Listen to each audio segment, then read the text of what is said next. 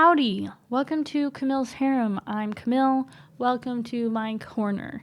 Today we're going to be doing a bit of a shorter video. I will try not to yap as much. I just wanted to kind of give some book recommendations based on the books that I have been reading myself. I didn't realize it, but I feel like I kind of have gravitate towards books that have some sort of Slavic folklore. So I compiled technically 4 books, but 2 of them are a book and a sequel.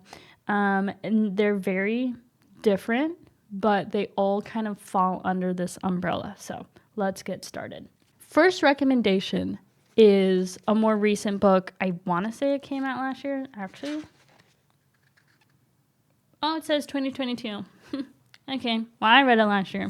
I would say this might be the more well-known book that I have on my list. And this was quite the read. I don't really know how to describe it without it's quite a lot. So this Juniper and Thorn is very loosely based off of the fairy tale, The Juniper Tree. So anyone who's a fan of dark fairy tales, we're talking Brothers Grimm, so it's going to be dark fairy tales, but a fairy tale retelling, I think this might be one worth checking out. The reason that I say this book is a lot is that it has quite a bit of content warnings. I would not recommend this to a younger audience. I would not even say that this would be a YA. This to me feels like this is adult fiction. In terms of transparency with content warnings, there are some body horror things. Nothing super duper graphic.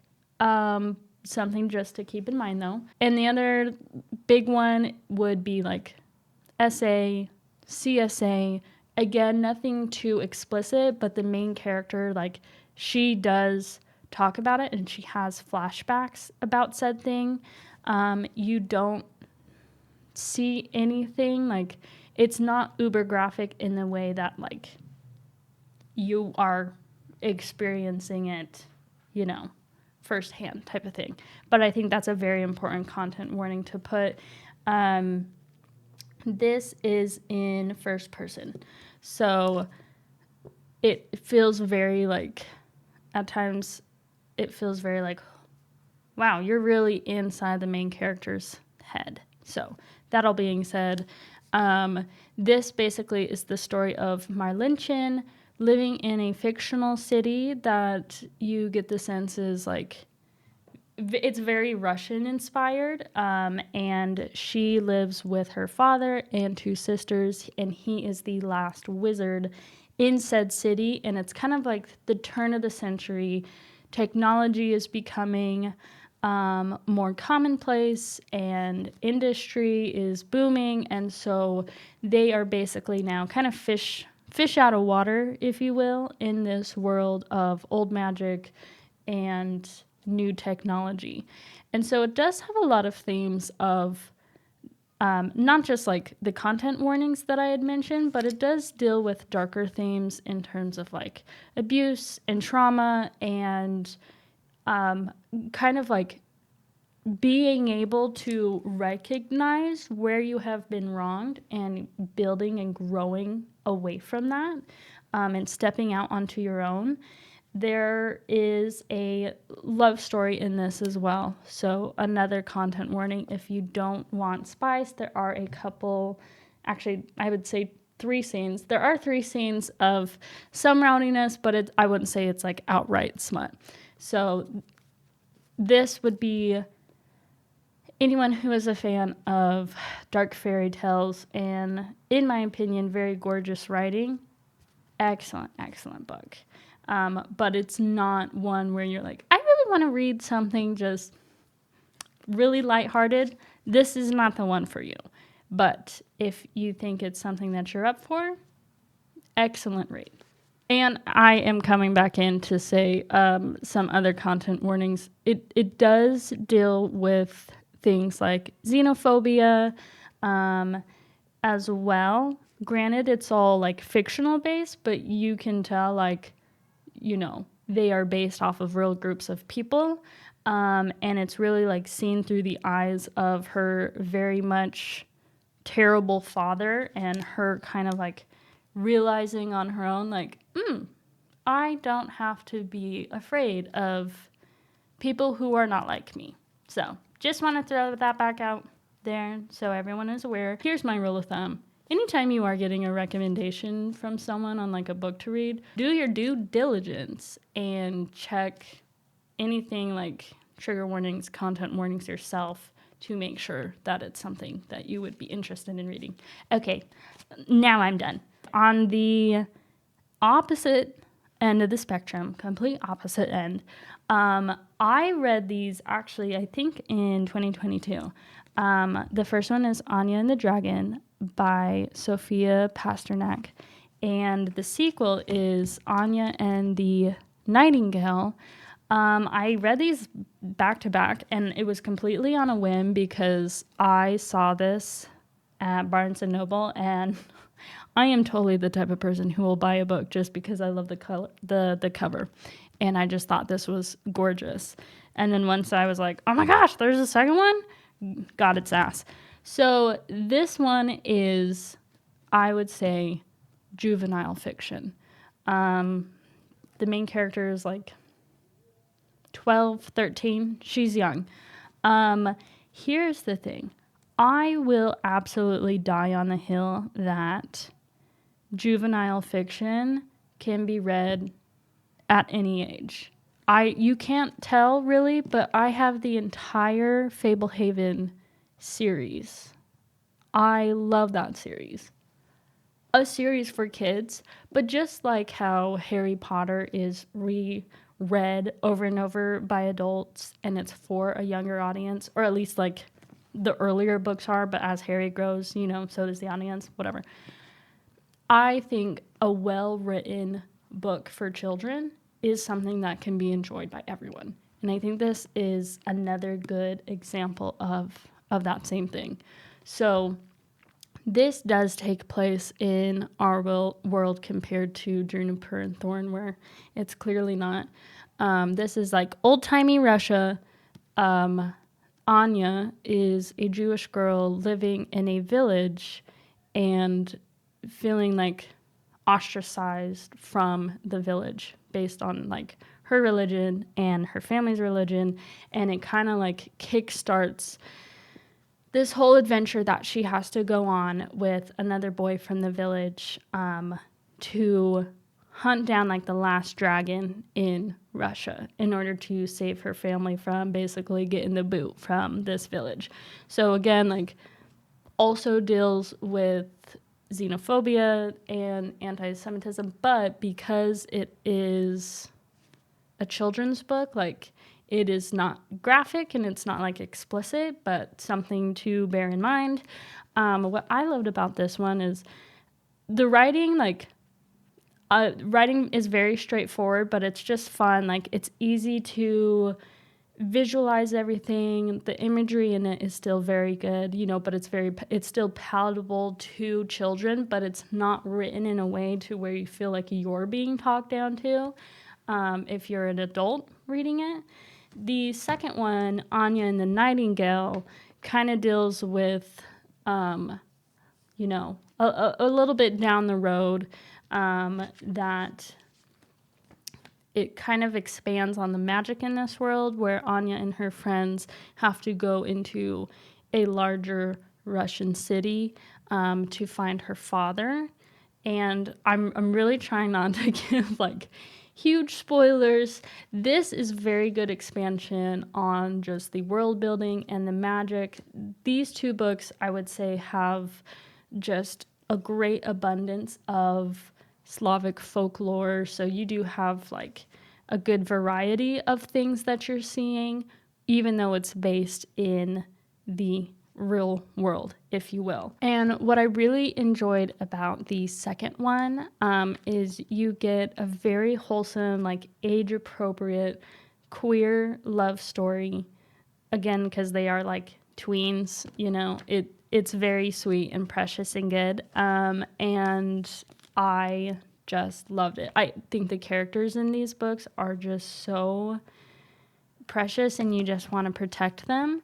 And I would recommend this for anyone that if you don't want the heaviness of something like Juniper and Thorn, but you still want to kind of dive into the magic of Slavic folklore, then this is a good option. And last thing I'll say about this one is outside of like the folklore aspect and like magical being aspect of these books, I don't know how to describe it.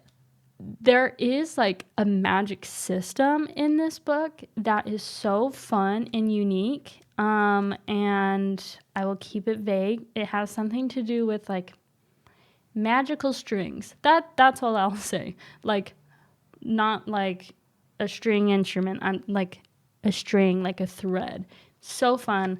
And it's just stunning. Look at those beautiful covers. Last recommendation is the best book, I would say, or at least my favorite book that I read last year, Thistlefoot by Jenna Rose Nethercott. This was published in 2022. I didn't read it until last year. And I have now become a Thistlefoot evangelist. I've gotten friends to read this book. I love this book. So imagine if you were living in the United States, present day, and a very distant relative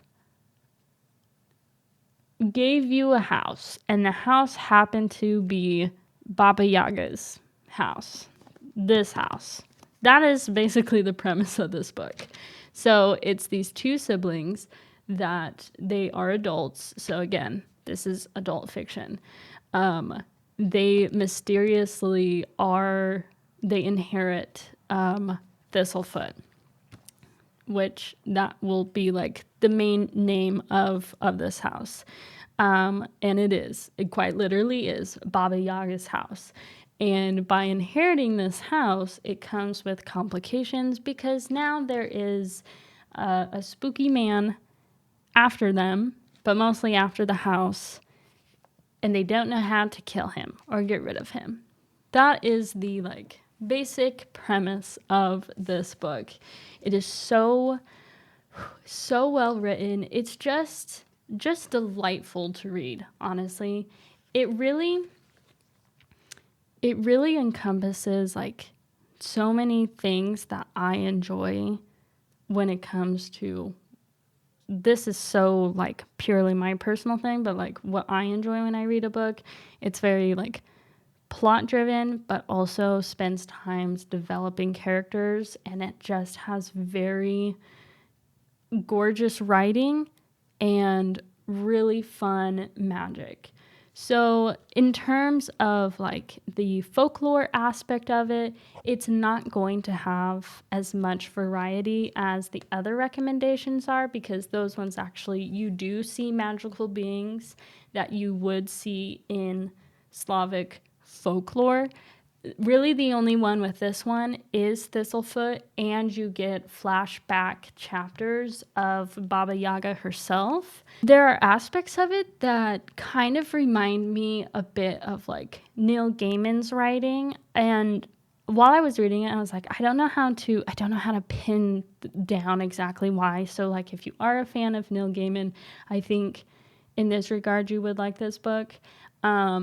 It kind of reminds me, for some reason, like kind of reminds me of like The Ocean at the End of the Lane.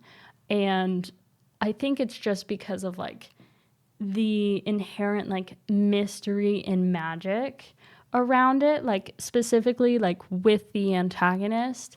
You it just kind of like, you don't really get things like, you don't get your hand held in terms of like, we're going to explain every little thing to you, but it works well in its favor to keep that mystery.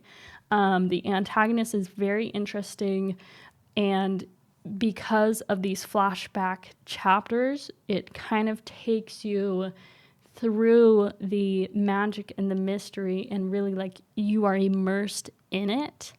My other favorite thing about this book is there are chapters through Thistlefoot's POV itself. So like, if a book, this is so niche, but if a book like has something to do with a house, and usually it's like haunted houses, it's usually in horrors, and sometimes you'll have like a POV through said house. Ooh, I just eat that up. This has that. You have aspects where Thistlefoot is explaining things, and it's a very distinct writing style. Like, you can tell, because there are multiple POVs in this book, you can tell whose POV it is because the writing changes. You're not dealing with the issue of everyone sounding the same. So it's just very well crafted in that regard. And because I love this book so much, I just wanted to read, like, as a little snippet, as a little, like, this is why you should read this book. It's so good. The end of chapter 21 is just It is impossible to take a step without walking through a ghost. Every memory creates one. Every version of ourselves leaves a shadow self behind. Every regret, every promise, and every touch of skin against skin. The living houses of San Francisco know this, arms gripping the hem of the San Andreas Fault since 1906. The death fields around Wounded Knee know this, where every blade of grass and weed and briar is poison to the touch. The Tallahatchie River knows, gone bone dry the day Emmett Till was pulled from the waters. The Triangle Shirtwaist Factory knows, and Columbine High School knows, and Ford Theater knows, with their Leviathan eyes, their mouths that look familiar air and sigh. The land, inch by inch, brick by brick, is alive with remembering. There is one more paragraph after that, but it's a little too spoilery, so we'll just leave it as it is. But beyond the whole aspect of flashbacks of Baba Yaga and Thistlefoot, I would say this one really kind of deals with like generational trauma and dealing with the ghosts of our past type of thing, and how that kind of seeps into everything, and how the main characters have to deal with that. The magic system, I wouldn't say it's that big air quotes on that, but the main characters basically have like magic abilities of their own, and they're very unique, very interesting. It is by no means a hard magic system, but it just works so well in the world that is created here. I don't think I have enough good things to say about this book. I adore this book. That's all I have for you. So if you are looking for something where you're kind of wanting a little bit of like fantasy aspect, but you don't want like high fantasy, or you're really into folklore and you're exploring new things, I think these are some good books to try and like dive into that. So if you have any other recommendations, feel free to leave them in the comments. If you've read any of these books and you have your own thoughts and opinions about them, I'd love to hear it. And I think that's all I have for you. So as always, you can find our Discord in the description below. Come hang out with us, and I'm going to go eat lunch now. Bye, Mom.